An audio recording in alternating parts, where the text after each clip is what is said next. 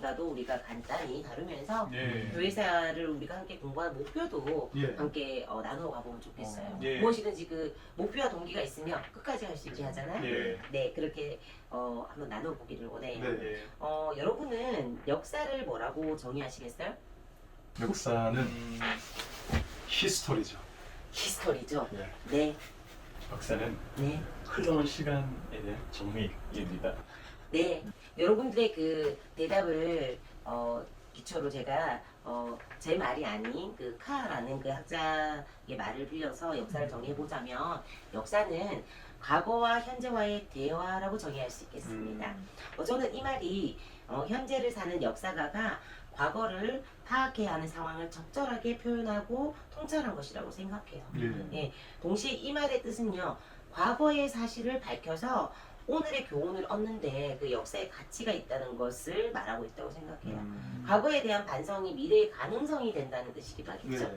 네, 역사는요, 인간들이 걸어온 삶의 자치이자 시간의 연속이라고도 표현할 수 있습니다. 그 역사 속에는 두 가지의 시간의 개념이 있거든요. 네. 예, 첫 번째 시간의 개념이 크로노스라는 시간적 개념이에요. 크로노스. 네. 그 크로노스라는 시간은 쉽게 표현하면 직선적인 그 어떤 시간의 어떤 흐름이라고 생각하시면 되겠습니다. 예. 과거와 현재와 미래가 있는 그런 유한적인 오. 시간의 개념.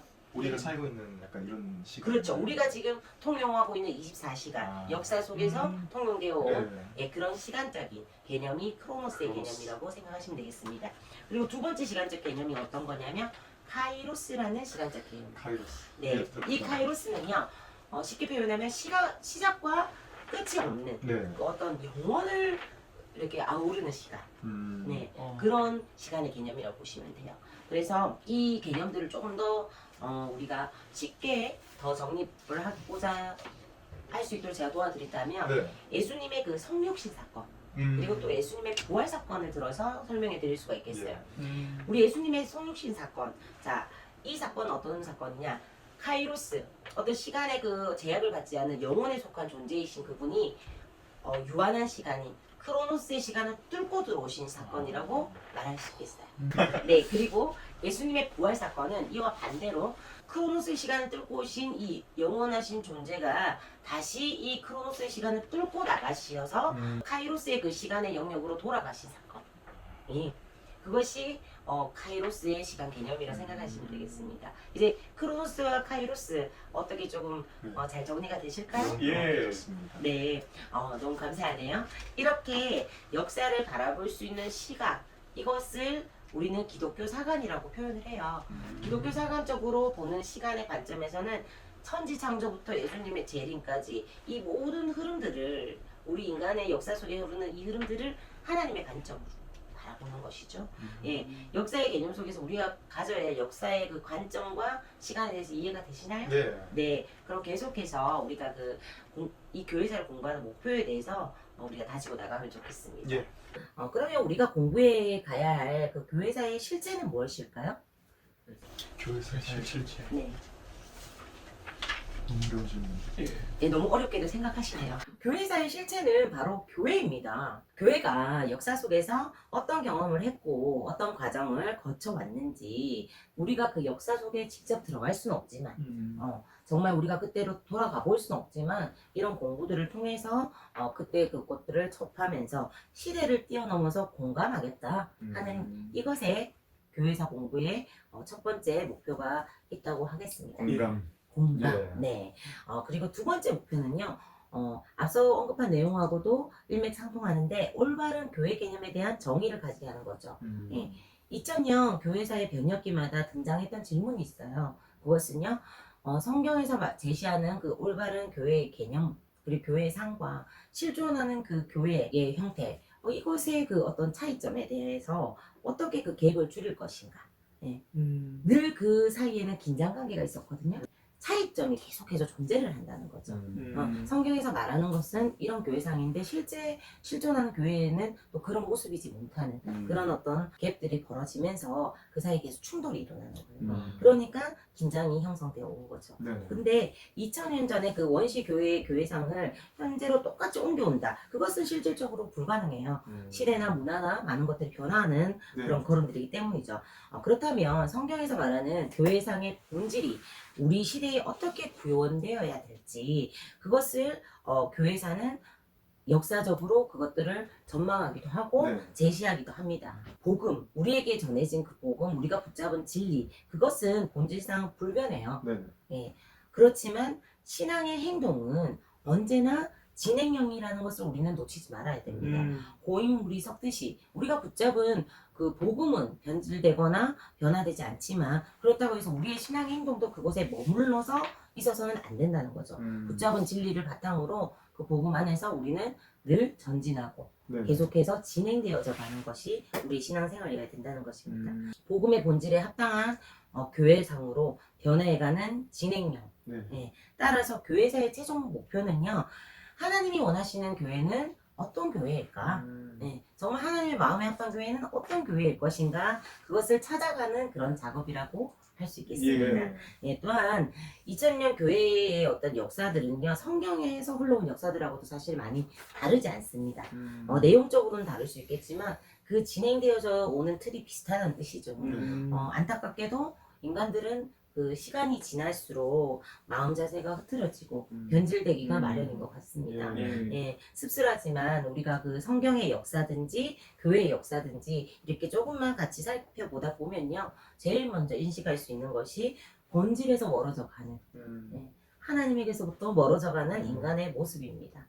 예, 교회의 역사도요. 그 본질보다는 제도와 외형적인 그런 어떤 비본질적인 네. 것들에 몰두하면서 정말 변질돼 가고 이런 모습들을 우리가 쉽게 인지할 수가 있거든요. 그때마다 등장했던 것이 바로 개혁의 목소리예요. 성경에서 구약이라든지 이런 데 우리가 보면 이스라엘 민족들이 끊임없이 반복적으로 범죄하고 타락하고 또 그들을 향해서 선지자들이나 네. 예언자들이 등장해서 또 이렇게 개혁을 촉구하는 그런 모습처럼 교회사 가운데서도 언제나 교회 개혁의 외침이 있어 왔어요. 그래서 저는 교회의 역사를 어떤 개혁의 역사다. 그렇게도 정의하고 싶습니다. 예, 예수 그리스도의 그 개혁 정신. 예수님 그 시대에 오셨을 때 센세이션을 일으키셨거든요. 네. 예, 그리고 또한 우리가 잘 아는 사도 바울, 그의 그 개혁적인 사상, 예. 그리고 또 초대교부 어거스틴의 그런 사상들, 음. 또 교회가 변질될 때마다 일어나서 개혁을 외쳤던 그 초대교회 수도사들의 그런 목소리들, 네. 또 우리가 잘 아는 위대한 종교 개혁가들, 그들 모두가 교회사를 구성한 중요한 요소들입니다. 이분들의 그 어떤 신앙 여정을 탐구하는 일은요, 잘못되었던 과거의 어떤 역사들을 오늘에 반복하지 않으려 함이고, 네. 또 오늘 교회의 모습을 우리가 제대로 진단하고 참 교회상을 추구하는 데 있을 겁니다. 네. 예, 바로 이것이 우리가 교회사를 공부하는 세 번째 목표이기도 합니다. 네. 예, 정말 이렇게 목표를 설정하고 우리가 간다면 정말 바로 이런 어떤 동기들을 가지고 간다면 끝까지 이 기나긴 교회의 역사들을 배우는 일을 완주할 수 있을지 믿습니다. 네. 네. 감사합니다. 이렇게 우리가 함께 배워갈 교회사를요 시대적으로 조금 구분하자면 초대교회사 또는 고대교회사라고도 말하는 초대교회사가 있고요. 그리고 또 중세교회사, 그리고 근현대 교회사, 네네. 또 한국교회사 이 정도로 분류를 할 수 있겠는데요. 우리는 먼저 교회의 그 어떤 뿌리가 되어진 역사라고 할 수 있는 초대교회사에 대해서 앞으로 함께 살펴가 보기를 원합니다. 네. 자, 그럼 이제 앞으로 우리가 함께 공부해갈 그 초대교회사에 대해서 제가 짧게 소개하고 네. 이렇게 설명하는 오늘은 개관 시간을 조금 가지고 네. 마무리해 갈 건데요. 네. 먼저 우리가 신학을 잘 모르는 사람이 신학 서적을 읽으려고 하거나 막 이렇게 접하다 보면 낯선 이름, 네, 또 사상 어떤 용어 때문에 막 복잡해지는 경우가 있잖아요. 예. 예, 벌써부터 이런 복잡한 표정을 지으시면 곤란합니다. 예. 아무튼 우리가 어떤 이렇게 머리 아프게 하는 그런 어떤 신학적인 용어들인 게 초대교회사나 이런 것들을 공부해 갈 때 조금 장애물의 역할을 할 수도 있는데요. 참 앞으로 공부해야 될 이런 초대교회사 속에 이런 신학적 용어들이 거의 대부분이 확정이 됐었어요. 네. 예를 들면 삼위일체론이라든지 네. 아리우스주의, 뭐 단성론, 예, 벌써 한 번 잠드셨고요. 네, 뭐 이런 등등의 이런 것들이 또 이렇게 초대교회사 때 확정이 되고 또 기독교인들의 그 정체성을 확실하게 하는 그 어떤 신학적인 논쟁 이런 것도 사실은 초대교회 시대에 활발하게 일어났거든요. 네. 그래서 어쩌면은 이 초대교회사를 공부하는데 참 어렵다고 생각하실 수도 있겠지만 그래서 선제되어야 될 것이 뭐냐면 전체적인 숲을 그리는 일입니다. 그래서 오늘 이 개관 시간을 준비한 것이고요. 네. 숲을 그린 후에 그 속에 있는 나무들을 살펴보고 파악해 간다면 오. 그렇게 어렵지 않게 즐겁게 할 수 네. 있을 거라 믿습니다. 네. 제가 초대사 이렇게 괴간을 들어가면서 질문 하나 해볼까요? 네. 네. 예. 여러분들의 생각에는 초대교회사 하면 무엇이 연상됩니까? 초대교회사. 네. 저는 핍박이 먼저 떠오르는 것 같은데요. 오, 정말 그거 예. 중요한 부분인데, 네. 네, 맞습니다. 핍박. 예. 네. 초대교회사에 나타난 그런 어떤 네. 핍박은요, 정말 우리에게 크나큰 도전, 그리고 또 어떤 충격도 안겨주기도 하거든요. 굉장히 포인트를 잘 짚으셨어요. 예, 감사합니다. 그렇다면 또 다른 것은 없을까요? 쉽지 않죠? 초대교회 교부들. 교부들. 생- 와우. 정말 두 분, 정말 답한, 이거, 굉장히 수준이 있어요. 네. 두 분이 지금 대답하신 그 두 가지만 해도요, 벌써 초대교회사에 대한 중요한 두 가지 주제와 기둥을 말한 거예요. 네, 초대교회사를 이해하는 중요한 단어들이 있습니다. 그 주제이자 기둥이라고 말할 수 있거든요. 네. 그 주제들이 뭐냐면 네 가지가 있어요. 아. 첫째는 핍박, 음. 그리고 교부들, 네. 그리고 로마 제국 이단들입니다. 네, 이 네 기둥을 딱 기억하시면요, 초대교회사에 관련된 책을 읽으시거나 어떤 강의를 듣게 되시거나 어떤 부분들에 있어서 접하실 때 헷갈리거나 어떤 길을 잃게 되는 상황들이 생겨도 네. 그 범주를 크게 벗어나지 않기 때문에 빨리 이해하시고 음. 정립해 가시기가 좋을 겁니다. 어. 네네. 그럼 먼저 핍박에 대해서 우리가 한번 나눠볼게요. 네. 핍박은요, 로마 제국의 황제 그 네로 시대 때부터 이렇게 시작되었던 그 핍박의 역사가 313년에 이르러 그 콘스탄틴 대제에 와서 그 종교의 자유가 이루어질 때까지 그 역사가 핍박의 역사라고 할 수 있겠습니다. 예, 정말 그 기독교인들이 그 로마 제국 안에서 받은 핍박은요, 그냥 육체적인 핍박만이 아니라 육체적이고 또 물질적으로 또 정신적으로 더 나아가서는요, 그 사회 체제 속의 모든 제재를 받는 네. 정말 그 포괄적인 그런 핍박이었거든요. 정말 그 로마 제국 안에서 기독교인들의 박해는 간헐적이기도 하고 지역적이기도 하고 이렇게 이루어지면서 3세기에 이르러서는 대체적으로 네. 또 전체적으로 일관적으로 그렇게 핍박이 이루어지기 시작했습니다. 이 핍박에 대한 부분을 오늘 기억하실 거는요, 박해의 시작은 네로 황제 때부터고 그리고 박해의 종결은 콘스탄틴 때까지 이렇게 핍박의 역사다 기억하시면 되겠고요. 참고로 콘스탄틴이 그 종교의 자유를 이렇게 선포했던 313년에 선포된 그 내용을 우리는 밀라노 칙령이라고 말합니다. 네. 오늘은 이 정도만 기억하셔도 네. 굉장히 유익하실 거예요. 네. 네. 그런데요. 그 네로 황제가 왜 기독교인들만 유독 그렇게 핍박을 했을까요? 그것 또한 우리가 고민하고 살펴보아야 될 내용인데요. 네. 정말 이렇게 제가 심플하게 대답을 드린다면 핍박의 원인은 시대마다 조금씩 차이도 있었고 또 이렇게 뭐 지역마다의 차이도 있었겠지만 대체적으로 예수님을 믿는다는 크리스찬이라는 그 이유 하나만으로 핍박을 당했어요. 네. 예. 물론 또 그 안에는 그 배경에는 로마인들이 그 기독교인들을 향해서 어떤 잘못된 이해함들, 그래서 뭐 우리의 성찬을 시기를 한다, 또 형제 자매라고 부르는 이런 어쩌면 근친상간을 한다, 뭐 별의별 그런 자신들의 그 어떤 오해들 네. 속에서 그런 시각으로 기독교인들 핍박한 그런 내용들도 있었지만 일단 예수님을 믿는다는 그 자체만으로도 핍박의 이유가 됐던 게 초대교회 역사의 핍박의 모습입니다. 네. 네. 그리고 이런 그 핍박들이 네로 때 이렇게 일어나게 된 그 계기는요, 네로 황제 때 로마의 그 대화재 사건이 일어났어요. 엄청나게 큰 화재 사건이었는데 그래서 그 로마를 전체를 막 들썩이게 한 그런 사건이었어요. 예, 근데 네로가 건축이라든지 이런 데 굉장히 탁월했던 사람입니다. 네. 예, 그래서 어떤 소문이 이렇게 또 번지기 시작했냐면 그것이 또 실제인지 아닌지는 우리가 정확하게 지금 말하기는 조금 어려울 수 있는데 네네. 그 불타는 트로이라고 이 로마시를 네로 황제가 그 건축에 영감을 얻기 위해서 일부러 화재를 일으켰다. 이런 소문들이 그 시민들 사이에 퍼지기 시작했거든요. 그러니까 성난 민심이 일어나기 시작한 네네. 거죠. 그래서 네로에게 향해 있던 그 시민들의 민심이 막 돌아서고 막 성난 민심이 일어나니까 네로가 다급했을 거 아닙니까? 네네. 정치적으로. 그래서 그 어떤 화재의 원인을 기독교인들에게로 이렇게 덮어 씌운 그런 어떤 일들을 자행했고 그로 인해서 로마인들의 미움의 대상이 기독교인들이 되게 되는 계기가 되고 네. 그 이후에 계속해서 이렇게 피박이 이어질 수 있었던 이유는 또 황제 숭배 같은 네.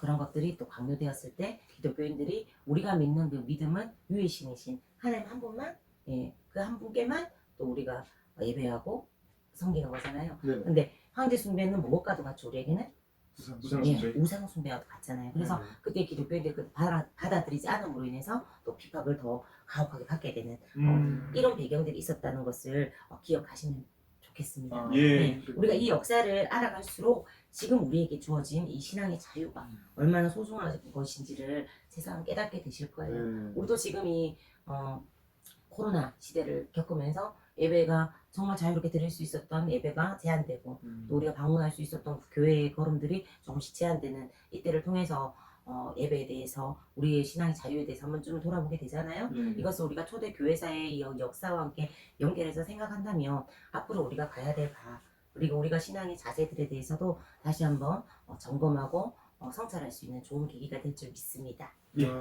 두 번째 주요 사항이 우리 앞서 언급하셨던 교부들입니다. 네. 이 교부들을 이해하실 때는 세 부분으로 나눠서 생각하시면 될 것 같아요. 네. 1, 2세기 교부들, 그리고 2, 3세기 교부들, 그리고 후기 니케아 교부들 네. 이렇게 구분하시고 그리고 그 교부들의 활동을 기억하신다면 좀 더 쉽게 이 부분들이 정리되실 것 같아요. 첫째로 1, 2세기 교부들은요. 대체적으로 서신을 쓰셨던 분들이다 그렇게 기억하시면 될 거예요. 그리고 서신이 뭔가요? 편지, 예, 그죠? 편지. 그런 것들을 남기셨던 그런 교부들 그리고 또 동시에 장렬하게 이렇게 순교하신 그런 분들. 그러니까 지금 이 시간은 개간이기 때문에 그 구분과 활동의 내용 정도만 기억하셔도 유익하실 거예요. 그 1, 2세기 교부들이 그렇다고 해서 모두가 또 순교하셨다는 의미는 아니고요. 네.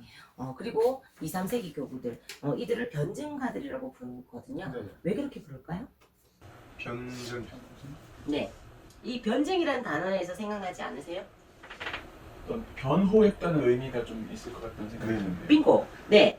그 기독교인들 기독교 자체를 우리가 자세하게 설명하는 것, 즉 기독교를 이렇게 오해하는 외부의 세력들 있잖아요. 네. 그것이 나라가 될 수도 있고 이웃이 될 수도 있고 그 주변에서 기독교를 오해하는 자들에게 그 기독교를 설명하고 또 옹호하고 그 변호하는 그 활동을 하는 사람들이 변증가들이고요. 또 뭐 내부적으로는 이단들이 막 생겨났어요. 네. 그들의 그릇된 어떤 사상들이 사상이나 그들의 어떤 잘못된 교리로 인해서 우리 기독교들이 막 이렇게 공격을 받잖아요. 네. 거기서 기독교를 보호하고 또 그리고 그 진리를 사수하기 위한 그런 일들로 인해서 변증가들의 활동이 활발하게 일어났던 시기가 2, 3세기 교부 시기라고 생각하시면 되겠습니다. 네. 또 이런 일들을 이렇게 해왔던 그 교부들을 가리켜 변증가라고 하고요. 네. 예, 또 1, 2세기 교부들과 2, 3세기 교부들의 차이점을 조금 말씀드리자면 1, 2세기 교부들은 서신들, 그러니까 쉽게 말해 편지를 대체적으로 썼던 분들이거든요. 네. 2, 3세기 교부들은 작품들을 썼다는 거예요.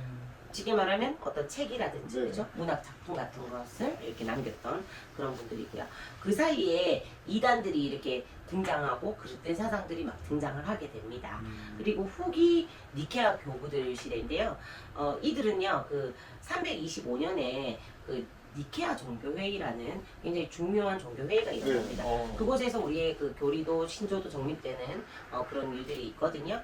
이후의 교부들, 즉 그 이후의 교회의 지도자들 그리고 또 기독교의 그 고전을 막 남긴 그런 분들이에요. 하나님의 도성 이런 것들이 네. 어거스틴으로 인해서 참회로 네 이런 것들이 그때 이렇게 나온 고전이라고 우리가 예. 참고하시면 되겠습니다. 예. 네.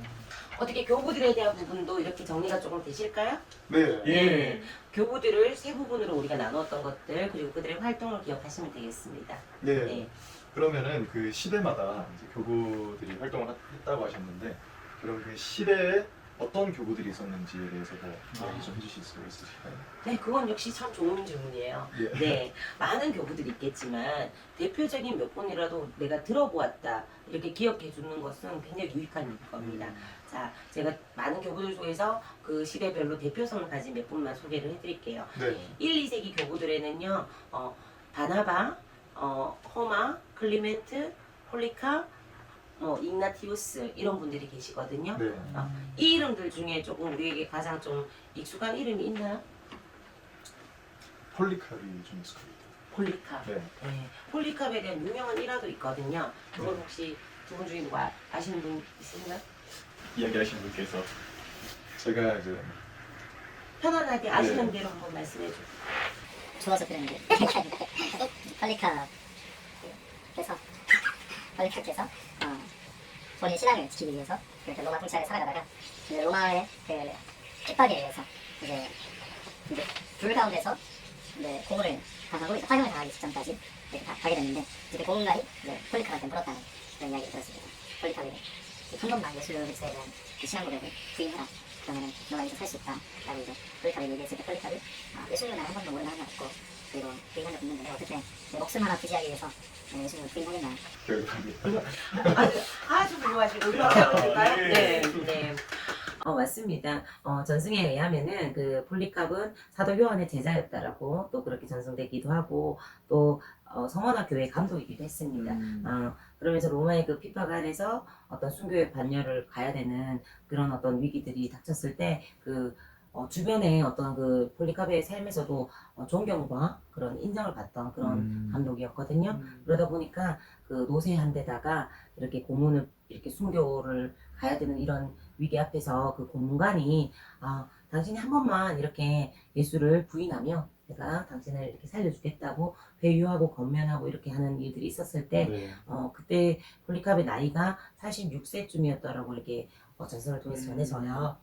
그때 그가 이렇게 남긴 말이 내 사랑이신 그분은 지금 이 46년 동안 한 번도 나를 모른다거나 외면하시거나 버리신 적이 없는데 내가 지금 이 목숨을 부지하기 위해서 그분을 모른다라고 말할 수 없다. 이렇게 담대하게 본인의 예수님 향한 신앙을 고백하고 그 순교의 길을 가셨다는 그런 아름다운 일화가 있습니다. 네. 예. 너무 잘 알고 계셔가지고 네 앞으로 또 우리가 이렇게 이 귀한 신앙 선배들의 모습들을 계속 알아가기를 소망합니다. 네. 또 2, 3세기 교부들에는요 저스틴 마터라든지 이레니우스 그리고 클리멘트, 오리겐, 터툴리안 그리고 키프리안 이런 네. 분들이 좀 대표적인 인물로 계시죠. 예. 네. 터툴리안이 또 이 2, 3세기 교부 중에 좀 대표성을 지닌 어떤 변증가라고 말씀드릴 수 있겠고요. 그가 남긴 또 그 귀한 어떤 말씀 중에 하나님을 아버지라고 부르는 자는 교회를 어머니라고 부를 수 있어야 한다라고 이렇게 이런 유명한 말도 남겼습니다. 네. 또 그의 가르침이 이렇게 전승되면서 우리가 잘 아는 종교개혁자 칼빈도 그런 어떤 그의 말들이나 가르침들을 또 인용해서 다음 세대에 전하기도 했고요. 네, 그렇게 대표성으로 또 조금 기억하셔도 네. 유익할 것 같습니다. 그리고 이어서 그 후기 니케아 교부들 안에는요, 아타나시우스, 존 크리스토스톤, 또 그리고 암브로스, 제롬, 어거스틴 이런 분들이 또 계십니다. 네. 네. 여기 예. 익숙하신 이름은 우리 다 같이 한번 말씀해 볼까요?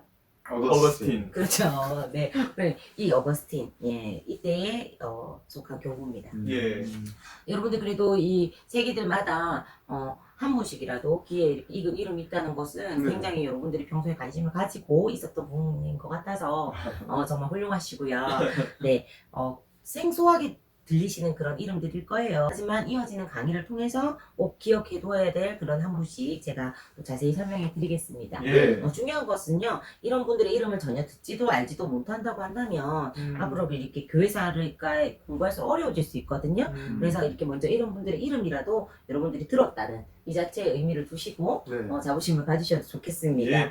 예, 무엇이든지 반복하면 이해가 되거든요. 네. 예, 세 번째 핵심적인 단어로는요, 로마 제국이 있습니다. 예, 음. 로마를 이해하는 것은 기독교 역사를 이해하는데 필수적입니다. 네. 왜 초대교회사를 이해하는데 로마 제국을 이해해야 돼? 이런 생각이 드실 수 있겠지만 이 로마 제국은요 초대교회사뿐만 아니라 중세교회사에 들어서도요 신성 로마 제국과 또 그 비잔틴 제국이라는 이런 이름으로 또 등장을 해요. 그 제국과 교회는요 항상 밀접한 그 관계를 가지면서 역사가 진행되어 왔습니다. 네. 그러니까 그 핍박 시기 그걸 향해서 그 기독교를 변증하는 입장이었던 교회가 또 그 콘스탄틴 때 자유를 이렇게 맛보게 되면서 제국한테 오히려 인정받고 보호를 받는 그런 어떤 계속해서 관계들을 맺어 오게 되었다는 거죠. 예, 그런 부분들을 우리가 이렇게 살펴보면서 옛날에 건과 같이 장점도 있고 단점도 있었던 그런 것들도 살펴볼 거예요. 네. 예. 여러분들 그래서 이런 부분들을 두고 정교 분리 이런 말들도 들어보신 적 있죠? 예, 예. 예, 오늘 이 시간 그것을 막 다루려는 건 아니고 그만큼 교회사를 이해하는 데 있어서 교회와 국가의 관계를 그 자연스럽게 언급하지 않을 수 없다는 것들을 여러분들이 유념하시면 좋겠습니다. 그래서 이렇게 초대 교회사를 이해하는 데 있어서 로마 제국은 꼭 이해해야 한다. 네, 그리고 핍박과 이렇게 관련 있는 것부터 시작해서 많은 변전을 이렇게 겪어오면서 교회에 상당한 영향을 끼쳤던 그런 역사입니다. 네, 이어서 우리가 교회사를 이해하는 네 번째 중요한 주제들을 다루기를 원해요. 네. 네 번째 주제는 이단들이라고 제가 했으면 예. 기억하시죠? 네.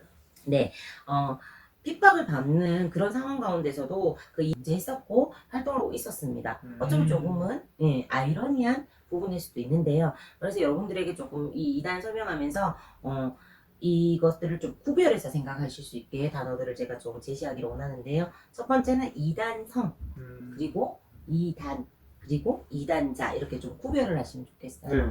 예, 뭐 해롤드 브라운이라는 그 학자의 그 이단과 전통이라는 이단을요 음흉한 당파 이런 의미를 가진 그룹이다라고 설명하거든요. 그 초대교회 기독교인들에게 이단은요 거짓 믿음에서 나온 그 분리 또는 파당이라는 의미로 이렇게 사용이 되었다고 해요. 네, 그렇습니다. 이단은요 파당을 만들 때 비로소 이단이라고 불리는 거예요. 네, 다시 말하면 앞서 제가 말했던 이단성을 가진 그런 사람들이 파당을 만들 때 이단이 되는 거예요. 그리고 이 이단에 속한 개인들을 가리켜서 이단자라고 하는 겁니다. 네, 우리가 위에서 언급한 그 교부들과 이단은 연결해서 이해를 좀 하셔야 됩니다. 그러할 때 그들의 어떤 활동들, 예, 그 시대 속에서 왜 그런 모습으로 활동을 했고 어떤 이렇게 관련이 있어서 영향을 주고받고 왔는지 이런 것들이 조금 더 이해되실 거예요.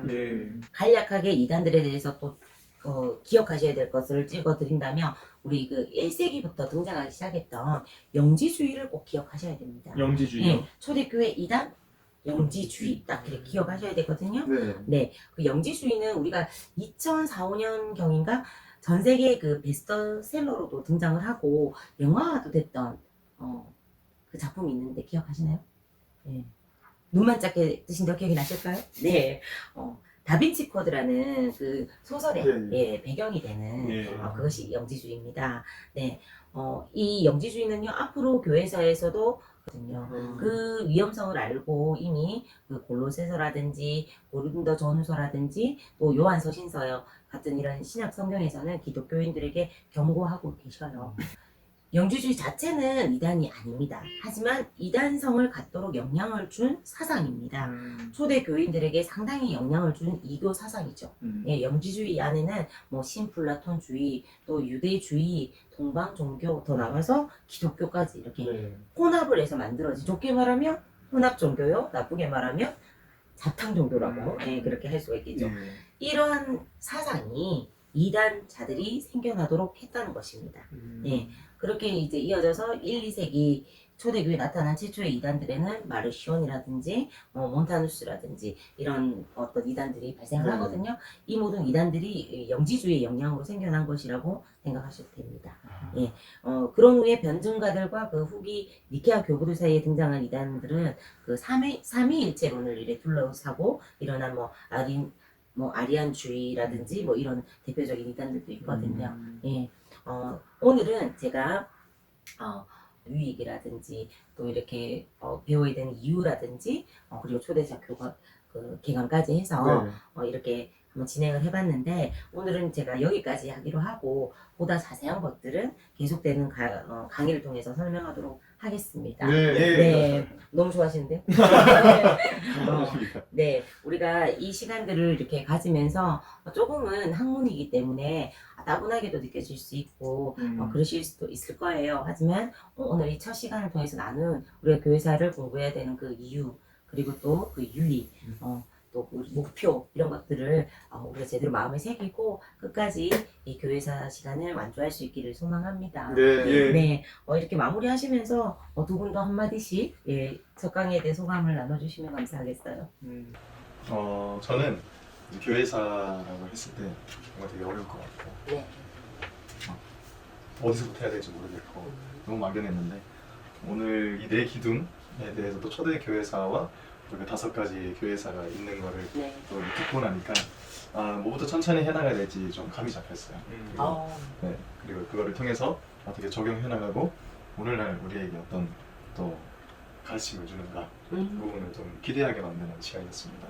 훌륭하십니다. 네, 짧은 시간에 그 많은 것들을 저도 기대가 됩니다. 네, 예. 우리 기련 형제. 예, 네. 저는 한 가지가 크게 다가왔는데 수세기 전부터 예수님을 만나서 예수님을 향해 삶과 몸을 내던지는 사람들의 그런 선배들의 그 발자취를 보면서 또 우리 삶을 어떻게 또 조명할지 한 번 사는 인생 예수님 안에서 어떻게 살아갈지 고민하는데 도움이 될 것 같습니다. 그래서 앞으로 너무 기대가 됩니다. 네, 두 분 다 정말 오늘 강의 너무 열심히 또 이렇게 반응하시면서 들어주셔서 감사합니다. 저도 이렇게 청년 사역을 오래 이렇게 해왔던 사람이기 때문에 주변에서 뭐 신앙생활을 하면서도 어떻게 이렇게 정통 신앙이 무엇인지 제대로 된 이해함이나 내가 붙잡은 진리 그 복음이 무엇인지에 대한 어떤 확신도 없이 그냥 덮어놓고 종교 활동을 하는 친구들 그리고 또 어떤 습관적으로 그렇게 진짜 말 그대로 종교 생활하는 친구들 그리고 또 이 신앙 생활 자체에 회의를 가지고 방황하기도 하고 또 때로는 잘못된 그 자신의 열심이 이렇게 또 분별하지 못한 이단에 빠지게도 하는 그런 많은 어떤 청년들을 접해 보았어요. 그러면서 이러하기 때문에 조금 더 우리 안에 바른 기독교 신앙과 또 그 이단 사상 이런 것들의 원천을 알게 하고 정통 신앙이 무엇인지 진짜 진리가 무엇인지를 이렇게 알게 하고 고수하고자 했던 그 이런 신앙의 선배들과 사건을 이 교회사 이런 것들을 접하고 배우면서 정말 바른 신앙의 정립을 이렇게 세워가게 하는 이것이 이 시대를 살아가는 청년과 더 나아가서 성도들에게 꼭 선제되어야 돼.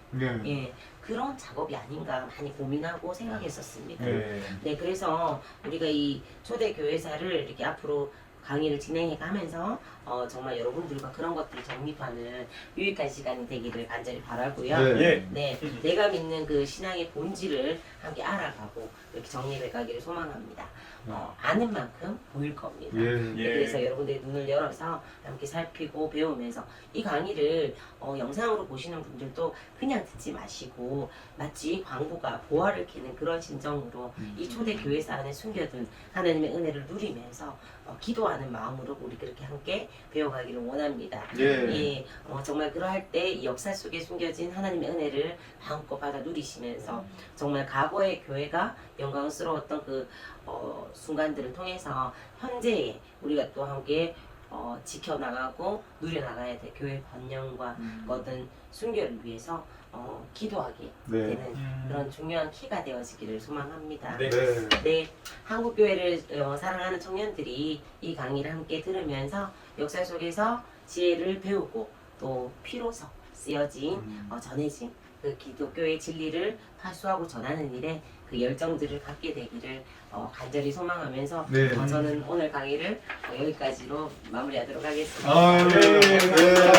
수고하셨습니다. 귀한 강의 감사합니다. 네, DIC 여러분, 오늘은 저희 DYC에서 준비한 초대교회사의 첫 강의를 이렇게 함께 해봤습니다. 목사님께서 나눠주신 이 초대교회사에 대해서 앞으로 참 기대가 되는데요. 저희도 저희만의 소감을 이렇게 남겨봤습니다. 여러분은 어떠셨나요? 여러분이 느끼셨던 거를 함께 댓글로 나눠주시면 참 좋을 것 같습니다. 또 저희는 다음에 또 이 기대함을 가지고 제 2부에서 만나 뵙도록 하겠습니다. 네, 다음에 또 뵙겠습니다. 감사합니다. 감사합니다.